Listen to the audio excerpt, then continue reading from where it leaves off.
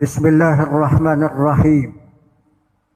Assalamualaikum warahmatullahi wabarakatuh. Alhamdulillahilladzi tafarrada bil jalal wa ta'azzama bil kiram. Wassalatu wassalamu ala sayyidina Muhammadin wa ala alihi wa sahbihi ajma'in.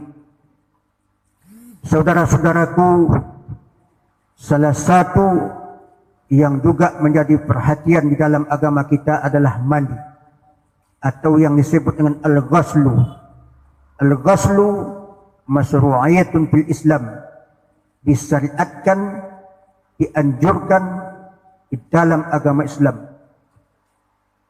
Innallaha yuhibbut tawwabin wa yuhibbul mutatahhirin.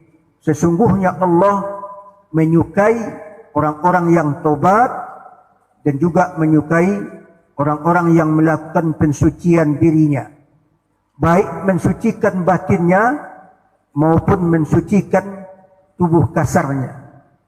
Maka oleh sebab demikian, mandi masyru'iyatun fil Islam, disyariatkan di dalam agama Islam. Di dalam kitab-kitab fikih ada 3 mandi yang kita lakukan. Pertama disebut dengan mandi wajib. Seseorang wajib melakukan mandi. Jika dia tidak melakukan, maka dia berdosa di sisi Allah Subhanahu wa taala. Pertama, apabila hadas, terjadinya peristiwa. Peristiwa pertama adalah jima', berhubungan intim suami istri. Suami istri yang telah melakukan hubungan intim, maka dia wajib melakukan mandi sesegera mungkin. Jika dia tidak melakukan mandi, maka dia berdosa di sisi Allah Subhanahu wa taala. Baik hubungan intim itu mengakibatkan keluarnya sperma maupun tidak, maka dia, suami istri, tetap wajib melakukan mandi. Hadas yang kedua atau peristiwa yang kedua adalah inzal, keluar mani. Keluar mani ada 2 kemungkinan. Pertama, dikeluarkan dengan unsur kesengajaan atau yang disebut dengan istimna, beronani. Maka dengan berbuat onani tersebut mengakibatkan keluarnya sperma, maka dia wajib mandi. Jika dia tidak melakukan mandi, maka dia berdosa di sisi Allah Subhanahu wa taala. Yang kedua, dengan unsur tidak sengaja, seperti bermimpi. Seseorang yang bermimpi kemudian mengakibatkan keluarnya sperma, maka dia wajib mandi. Sekalipun juga dia tidak bermimpi, tetapi pada pagi harinya terlihat ada basah atau bukti-bukti keluarnya sperma, maka seseorang tersebut wajib mandi. Inilah peristiwa yang kedua. Adapun peristiwa yang ketiga, perempuan yang habis masa haid, masa wilada atau masa nifas, maka setelah habis masa pendarahan pada musim haid ataupun pada seketika wiladah dan nifas, maka perempuan wajib mandi. 3 ini penyebab wajibnya mandi. Seseorang yang tidak melakukan mandi, maka dia mendapat dosa di sisi Allah Subhanahu wa taala. Yang kedua adalah mandi mustahabun. Mandi mustahabun adalah mandi yang disunatkan. Siapa yang melakukan mandi ini, maka dia mendapat pahala di sisi Allah Subhanahu wa taala. Ayat Al-Quran tidak banyak menjelaskan tentang persoalan mandi. Demikian juga hadis Rasulullah sallallahu alaihi wasallam. Rasulullah sallallahu alaihi wasallam tidak setiap aktivitas ibadah melakukan mandi. Di antaranya adalah Rasulullah sallallahu alaihi wasallam seketika memasuki kota Makkah, beliau mandi. Kemudian seketika beliau melakukan ihram untuk umrah dan haji, maka beliau mandi. Namun para ulama berpendapat bahwa Rasulullah sallallahu alaihi wasallam tidak setiap aktivitas ibadah beliau melakukan mandi. Maka oleh sebab demikian para ulama berpendapat karena adanya ayat dan hadis Nabi dalam beberapa hal menunjukkan jawami al-kalim, hukum yang universal, bahwa Rasulullah sallallahu alaihi wasallam melakukan pensucian diri baik dari najis maupun dari kotoran, beliau melakukan mandi. Demikian juga dalam ayat Al-Quran, innallaha yuhibbut tawwabin wa yuhibbul mutatahhirin. Adanya ilat mulain, penyamaan hukum atau penyetaraan sebab akibat terjadinya hukum, bahwa mandi itu mensucikan diri. Maka oleh sebab demikian para ulama sepakat bahwa mandi mustahabun, disunatkan dalam setiap hal kalau diniatkan untuk Allah Subhanahu wa taala dan untuk pensucian diri. Maka seseorang yang melakukan mandi untuk mensucikan diri dan berniat untuk Allah Subhanahu wa taala, maka dia mendapat pahala di sisi Allah Subhanahu wa taala dan disebut dengan mandi mustahabun. Maka oleh sebab demikian, mandi boleh dilakukan dalam setiap hal untuk menghilangkan hadas ataupun najis, atau untuk mensucikan diri, maka dia mendapat pahala di sisi Allah Subhanahu wa taala. Baik mandi itu dia lakukan terkait dalam persoalan ibadah, maupun hanya sekedar mandi menghilangkan najis maupun hadas, atau mandi-mandi biasa dia niatkan untuk menghilangkan hadas dan najis, maka dia mendapat pahala di sisi Allah Subhanahu wa taala. Yang ketiga adalah mandi mubah. Orang yang melakukan mandi mubah hanya sekedar menghilangkan hadas dan najis, maka itu dibolehkan. Tetapi kalau dia tidak meniatkan kerana Allah atau hendak menghilangkan najis dan hadas kerana Allah Subhanahu wa taala, maka dia tidak mendapat pahala di sisi Allah Subhanahu wa taala. Hikmah dari mandi adalah pertama, al-husul bisawab li ta'ah. Pertama, orang yang melakukan mandi kerana ingin mendapatkan pahala dan taat kepada Allah Subhanahu wa taala, maka dia mendapat pahala di sisi Allah Subhanahu wa taala. Yang kedua, litansyid wa nazafah, untuk penyegaran badan, kemudian bersih-bersih. Maka inilah hikmah kemuliaan agama Islam dalam kerangka membersihkan diri. Maka dia mendapat semacam hikmah di sisi Allah Subhanahu wa taala, dan dia mendapat kepentingan untuk dirinya sendiri. Yang ketiga, hikmah daripada mandi ini adalah li maqasid syariah at-tabi'ah, adalah media yang ditentukan Allah Subhanahu wa taala. Seketika orang melakukan ibadah, maka dia harus mensucikan dirinya. Kalau dia tidak mensucikan dirinya, maka ibadah yang dia lakukan itu tidak diterima oleh Allah Subhanahu wa taala. Inilah yang disebut dengan lil maqasid as-syari'ah at-tabi'ah. Ia selalu mengikuti aktivitas ibadah. Kalau aktivitas ibadah itu tidak dilakukan dengan mensucikan diri, maka tidak diterima oleh Allah Subhanahu wa taala. Yang keempat, hikmah dari bersuci ini adalah Allah memuliakan manusia. Orang yang tidak melakukan mandi atau mensucikan diri, di dalam hadis Nabi diungkapkan bahawa malaikat rahmat tidak akan masuk ke rumah seseorang yang di sana itu ada orang dalam keadaan junub.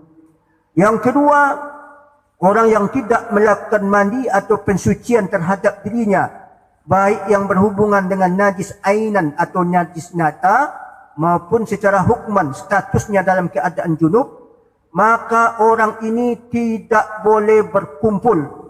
Baik dia berkumpul datang ke masjid maupun melewati masjid. Wala junuban ila abiris sabil. Seseorang itu tak boleh lewat ke masjid kecuali kalau tak ada jalan lain. Maka oleh sebab demikian, ada petunjuk dari ayat bahawa seseorang dalam keadaan junub tidak boleh datang ke masjid dan tidak boleh berkumpul dengan orang-orang yang suci. Jangankan masuk masjid, melewati masjid pun tidak boleh. Sebegitu Allah memuliakan manusia.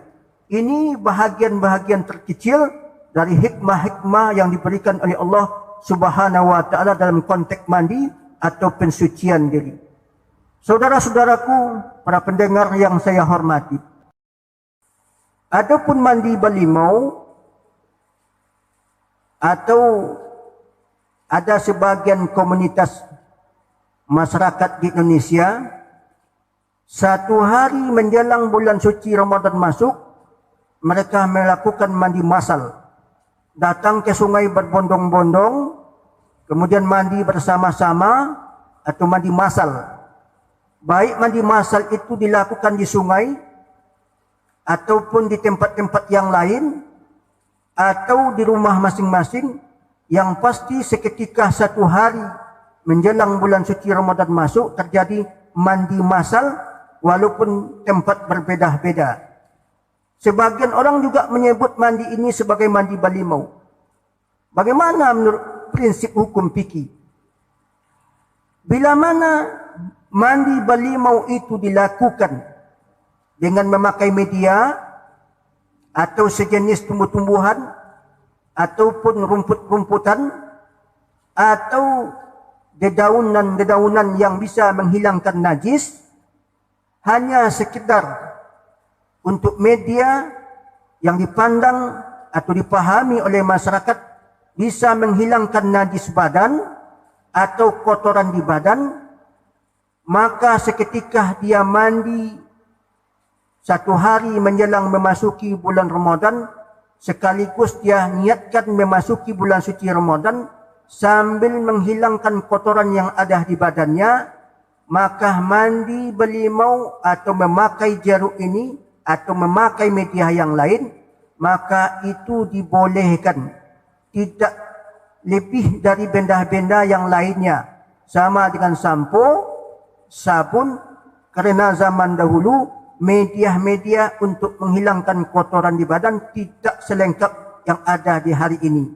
Maka oleh sebab demikian, boleh saja orang mandi seketika akan memasuki bulan suci Ramadan, memakai sabun, memakai sampo, atau memakai media-media yang lain, kerana ada petunjuk hadis Nabi, boleh beristinja memakai batu, maka juga boleh memakai media yang lain, kalau itu dianggap, dipahami, menghilangkan kotoran-kotoran yang ada di badan.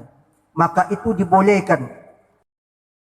Tetapi kalau seandainya mandi dengan cara memakai jeruk, tumbuh-tumbuhan, atau dedaunan, atau benda-benda yang lain, dengan meniru dan mencontoh agama yang lain, yang ideologinya berlainan dengan agama kita, maka itu tidak dibolehkan. Konon cerita mandi balimau juga dilakukan oleh orang-orang beragama Hindu di Hindia. Seketika mereka mandi di sungai Gangga, memakai jalinan-jalinan kain yang berwarna-warni, kemudian memakai jeruk-jeruk, kemudian mereka berdoa kepada Dewa Surya, mereka meminta kepada para dewa. Maka kalau seandainya ini yang dipahami oleh masyarakat kita, seketika akan memasuki bulan suci Ramadan, maka mandi balimau yang semacam ini tidak dibolehkan menurut agama kita, karena ada pemeliharaan eksistensi nilai akidah. Para sahabat seketika merumuskan tahun baru Hijriah. Kenapa tidak mengambil patokan hari kelahiran baginda Rasul? Karena ada agama yang lain mengagung-agungkan hari kelahiran nabinya.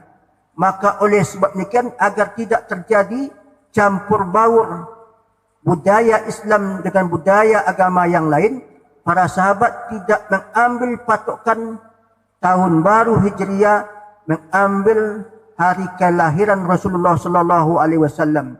Yang kedua, kenapa tidak satu Hijriyah itu diambil hari meninggalnya Rasulullah atau hari wafatnya. Karena bangsa-bangsa Parsi yang menyembah api, mereka ini mengagung-agungkan hari kematian.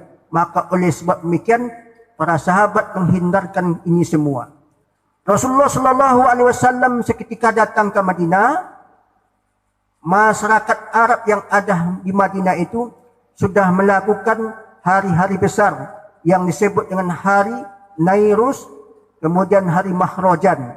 Maka Rasulullah Shallallahu Alaihi Wasallam mengatakan, aku berikan pada anda 2 hari yang mulia di sisi Allah Subhanahu Wa Taala, dan itu anda harus mengikutinya, yaitu Aidil Fitri dengan Aidil Adha. Maka oleh sebab demikian, tidak boleh melakukan aktivitas-aktivitas yang berhubungan dengan agama lain yang tak cocok dengan agama kita, dan itu harus dihindarkan dan dibuang sehabis-habisnya. Atau mandi masal yang disebutkan di atas, jangan sampai terjadi ikhtilat al-jinsiyah, bercampur baurnya jenis kelamin anak-anak gadis dan anak-anak muda yang laki-laki, baik yang tua maupun yang masih muda, di satu tempat permandian.